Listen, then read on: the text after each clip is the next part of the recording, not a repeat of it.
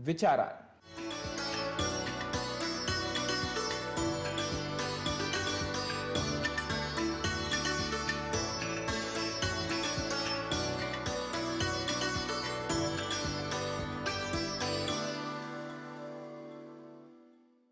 नमः सर्वेभ्यः दर्शकेभ्यः। केन्द्रीय संस्कृत विश्वविद्यालयस्य प्रकाशन विक्रयण विभागस्य संयुक्त निदेशकाय प्रोफेसर गणेश तिम्मण् पंडितवर्याय सस्वागतं नमः। महोदय, इदानीमेव भवान् वस्तुतः विशिष्टं पुरस्कारम् अर्जितवान्। राष्ट्रीय शिक्षक पुरस्कार रूपं सम्माननम् अत्र भवते प्रदत्तं गतम्। अहं ज्ञातुकामः यत् एतस्मिन् वर्षे एकाकी एव संस्कृताचार्यः भवान्। कथम् अनुभवति, का च अपेक्षा भवदीया? सर्वेभ्यः वार्तावल्याः दर्शकेभ्यः एवं अधिकारिभ्यः मम नमस्काराः। पुरस्कारः सर्वस्यापि आनन्दाय कल्पते। सत्यम्। अस्माकं संस्कृतक्षेत्रे गुरुशिष्यपरम्परा प्रचलति। भारतीयज्ञानपरम्परायाः नामान्तरमेव गुरुशिष्यपरम्परा इत्यपि वक्तुं शक्यते। तर्हि मम पुरस्कारस्य पृष्ठतः मम गुरुजनानां योगदानं वर्तते।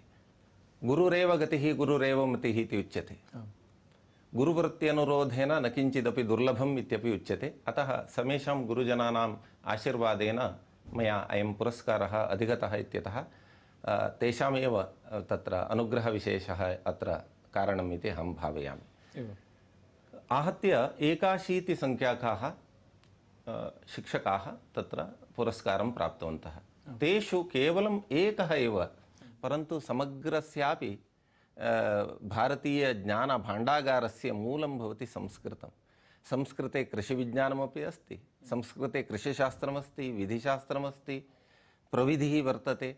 तर्हि एतेषु क्षेत्रेषु यदपि वैशिष्ट्यं वर्तते तत्र नवाचारं कृत्वा वयं प्रदर्शयामः चेत् कदाचित् कालान्तरे नाम अग्रिमवर्षे इतोपि अधिकाः पुरस्काराः संस्कृतज्ञेभ्यः लभ्येरन् इति अहं भावयामि। विज्ञानस्य विविधाः शाखाः भवन्ति, संस्थानानि अनेकानि भवन्ति, विश्वविद्यालयाः शाखाः आधृत्य पृथक् पृथक् भवन्ति।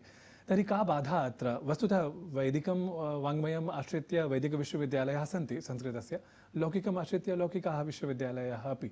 तथापि यथा विज्ञानस्य बह्व्यः शाखाः, तथा अत्र कथं न भवितुमर्हा? काः बाधाः भवद्दिशा? संस्कृतम् इत्युक्ते शान्तिमन्त्रः, सहनावतु सहनौ भुनक्तु इति, अथवा कालिदासस्य अभिज्ञानशाकुन्तलम् आश्रित्य यः पाठयति सः भवति संस्कृतशिक्षकः इति भ्रमः जनानां मनस्सु अद्यापि वर्तते। अतः संस्कृतं नाम एतावदेव, वेदपुराणानि नाटकानि इत्येव चिन्तयन्ति।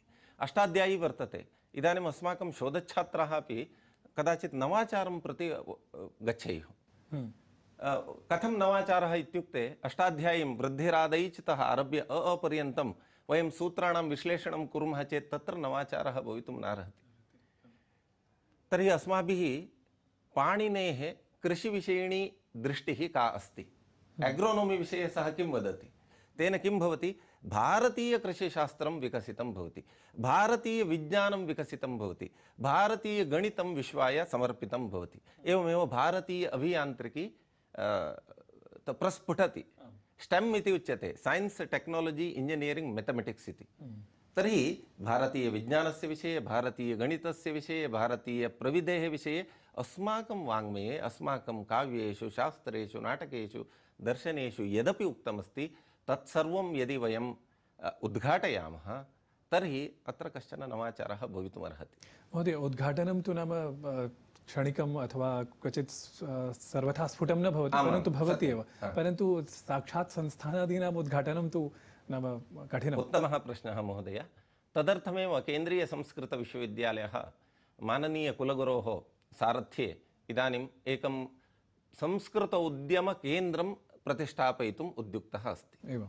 एतद् आङ्ग्लभाषायाम् उच्यते संस्कृत इन्क्युबेशन् सेण्टर् इति वक्तुं शक्यते।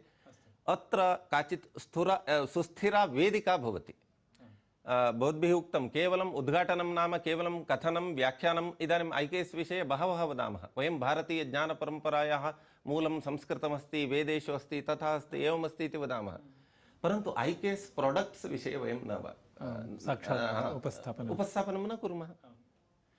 तर्हि भारतीयज्ञानपरम्पराश्रितपदार्थानां उद्यमत्वं वाणिज्यत्वं सम्पादनीयम् अस्ति इदानीं कानि कानि वस्तूनि भारतीयज्ञानपरम्पराश्रितानि वस्तूनि सन्ति इति अस्माभिः चित्वा परिगणनं कृत्वा येषु येषु विषयेषु अस्माभिः नवोद्यमाः स्रष्टुं शक्याः तेषु तेषु विषयेषु येषां येषां छात्राणाम् अभिरुचिः वर्तते कौशलं वर्तते ते तत्र तत्र नियोजनीयाः प्रशिक्षणीयाः तेभ्यः प्रशिक्षणम् एतत् सर्वमपि अस्माकम् अनुचानम् इति यत् प्रतिष्ठानं भवति संस्कृतोद्यमकेन्द्रम् इति तद्वारा एतत् सर्वमपि कार्यम् अस्माभिः आरभ्यते इतः परम् आरभ्यते। अस्तु तर्हि NEP नाम राष्ट्रियशैक्षिकनीत्यनुगुणमेव सर्वमेवं क्रियमाणं स्यात् भवद्भिः नाम अन्यैः अपि शिक्षकैः सम्मिल्य वस्तुतः एतस्य प्रतिफलनं कदा दृष्टिगतं भवेत् यतोहि NEP इत्यस्य विषये नाम 5 वर्षाणि अतीतानि सर्वविधकार्यक्रमः अस्माभिः राष्ट्रियशिक्षानीत्यनुगुणमेव वयं कुर्मः। केन्द्रीयसंस्कृतविश्वविद्यालयस्य कानिचन सूत्राणि सन्ति यथा कारकाणि कति इति पृष्टे सति कारकाणि 6 इति वदामः कर्ता कर्म च करणम् इति झटिति वयं वदामः। विश्वविद्यालयस्य उत्कर्षकराणि कारकाणि कानि इत्युक्ते वर्केडिवर्यैः उक्तं स्वाध्यायः शिक्षा शोधः प्रवचनं प्रशिक्षणं प्रकाशनम् एवं एतानि 6 कारकाणि भवन्ति।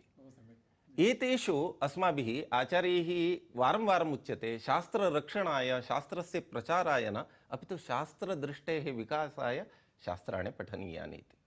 वयं कथं 6 कारकाणाम् अनुप्रयोगम् अत्र कर्तुं शक्नुमः इति 3 यानि कारकाणि सन्ति स्वाध्यायः शिक्षा शोधः इति आभ्यन्तरकारकाणि अस्माकं नाम शिक्षकाणां कारकाणि भवन्ति। एतेषु अस्माकं गतिः भवेत् रुचिः भवेत्। यदि अहं स्वाध्यायशीलः नास्मि तर्हि फलं किमपि नास्ति शिक्षापि सुशिक्षा प्राप्तव्या अस्ति शोधः अपेक्षते नो चेत् नवाचारः भवितुमेव नार्हति। एतेषां त्रयाणाम् आधारेण प्रवचनं भवेत् प्रशिक्षणं भवेत् प्रकाशनम् अतीव प्रधानं भवति। प्रकाशनम् इत्यस्य केवलं पब्लिकेशन् पुस्तकानां प्रकाशनम् इति नास्ति प्रोडक्षन् अपि अत्र योजनीयम्। उत्पादनं भारतीयज्ञानपरम्पराश्रित पदार्थानाम् उत्पादनम्। इदानीम् अस्माभिः एका पत्रिका चाल्यते अन्ताराष्ट्रीयपत्रिका संस्कृतविमर्शः इति तत्र विषयः प्रदत्तः आसीत् विशेषाङ्कस्य 64 कलाः इति। NEP 2020 प्रतिवेदने राष्ट्रियशिक्षानीतेः प्रतिवेदने स्पष्टतया उल्लिखितमस्ति समग्रशिक्षायाः निमित्तं विविधविद्याध्ययनकेन्द्ररूपेण भारतीय उच्चशिक्षासंस्थानां परिवर्तनार्थं बाणभट्टस्य कादम्बर्याम् उल्लिखिताः याः कलाः सन्ति तासां गणना करणीया। स्किल इंडिया इति उच्यते स्किल डेवलपमेंट इति उच्यते। तत्र कलासु चौर्यकला अपि वर्णिता अस्ति यथा एथिकल हैकिंग इत्यादिकं यद् भवति तदपि चौर्यमेव भवति। यतः सा कला अस्ति नृत्यकला अस्ति न हि सर्वः सर्वं जानाति। यस्य यस्मिन् कलाविशेषे अभिरुचिः वर्तते सः इदानीम् अस्माभिः चेतव्यः। इदानीम् अस्माकं प्रधानं कार्यं भवति इतः परं विश्वविद्यालयस्य यस्यां कलायां रुचिः अस्ति तस्य कृते एका वेदिका कल्प्यते। समानशीलाः तस्यां वेदिकायां भवन्ति। तेभ्यः सर्वविधसौकर्याणि विश्वविद्यालयेन कल्प्यते। तेषां पञ्जीकरणमपि भवति। पञ्जीकरणं करणीयं। विना पञ्जीकरणं सर्वकारीय अनुमोदनेन विना किमपि वयम् आरभामहे उत्साहेन आत्मोत्साहेन तस्य गणना न भवति। तर्हि इदानीं संस्कृतक्षेत्रे नवोद्यमप्रोत्साहनकेन्द्रस्य महती आवश्यकता अस्ति। केवलं शास्त्रमधीतं शिक्षकः भविष्यामि इति वदामः चेत् केवलम् एकैकस्यैव शिक्षकस्य गणना भवितुमर्हति। भारते समग्रभारते अखण्डभारते एकैकस्यैव गणना भवति चेत् कार्यं न सिद्ध्यति। अस्माकं बृहत् परिवारः वर्तते। नाम द्वित्राः उपायाः नाम विशिष्टाः उपायाः भवता तु निरूपिताः तथापि अहं यथायुगं संस्कृतशिक्षणं विशिष्टं विधातुं किमपि नाम चिन्तनं भवत्कं नाम इतः पृथक् अपि किञ्चित् अस्ति भवत्पार्श्वे न। इदानीं किमुच्यते यावत् तैलं तावद् व्याख्यानम् इति उच्यते। केवलं व्याख्यानं वा उपविश्य प्रवचनेन वा कार्यं न सिद्ध्यति। one seeing is better than 1000 hearing इति। सहस्रवारं श्रवणापेक्षया एकवारं दर्शनम् उत्तमम् इति उच्यते।